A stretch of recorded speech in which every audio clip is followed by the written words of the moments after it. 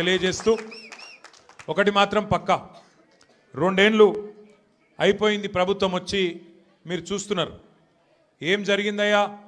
కాంగ్రెస్ ప్రభుత్వం మార్పు మార్పు మార్పు అని చెప్పి ఊదరగొట్టి ప్రజలకు హామీలు ఇచ్చి అధికారంలోకి వచ్చి 2 ఏళ్ళు అయ్యి ఏం జరిగింది ఏం ఒరిగింది అంటే 3 జరుగుతున్నాయి.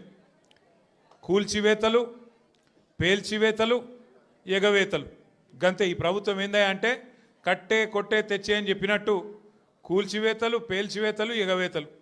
కూల్చివేతలు హైడ్రాన్ పెట్టి పేదోళ్ళ ఇల్లు కూలగొట్టుడు, మొత్తం ఆల్విన్ కాలనీకి వెళ్ళి మొదలు పెడితే అన్ని బస్తీలలో ఇల్లు కూలగొట్టుడు తప్ప ఒక్క హైదరాబాద్లో ఒక్క ఇటుక పెట్టింది లేదు, ఒక ఇల్లు కట్టింది లేదు.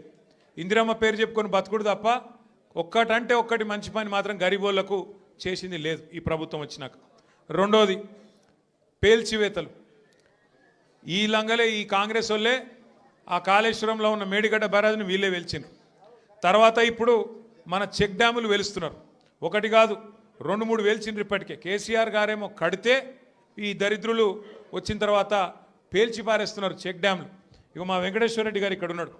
ఆయన ఒక్క కాన్స్టిట్యున్సీలనే కేసీఆర్ గారు దేవరకద్ర, మహబూబ్ నగర్, వెనుకబడ్డ నియోజకవర్గం అని చెప్పి పెద్ద ఎత్తున అక్కడ ఒకటే కాన్స్టిట్యున్సీలో దగ్గర దగ్గర 10-20 చెక్ డ్యాములు, 36 చెక్ డ్యాములు కట్టించిండు. వీళ్ళ ముఖాలకు కాంగ్రెస్ వాళ్ళు వచ్చినాక ఒక చెరువు కట్టింది లేదు, ఒక చెక్ డ్యామ్ కట్టింది లేదు, ఒక ఇటుక పెట్టింది లేదు. కానీ ఉన్న చెక్ డ్యామ్లను ఇవాళ బాంబులు పెట్టి పేల్చేస్తున్నారు. ఎందుకంటే కాంగ్రెస్ వాళ్ళకు ఇసుక తోడుకొని కష్టమవుతుందంట, ఇసుక తోడుకొని దొంగతనంగా అమ్ముకునేందుకు కష్టమవుతుందంట. నీళ్ళు ఆగితే ఇసుక తీయరాదు కదా, అందుకే నీళ్ళు ఆగకుండా చేసి చెక్ డ్యాములు పేల్చేసి ఇసుక తవ్వుకొని దొంగతనంగా అమ్ముకొని మరి ఢిల్లీకి కప్పం కట్టాలి కదా, ఆ పని చేస్తున్నారు.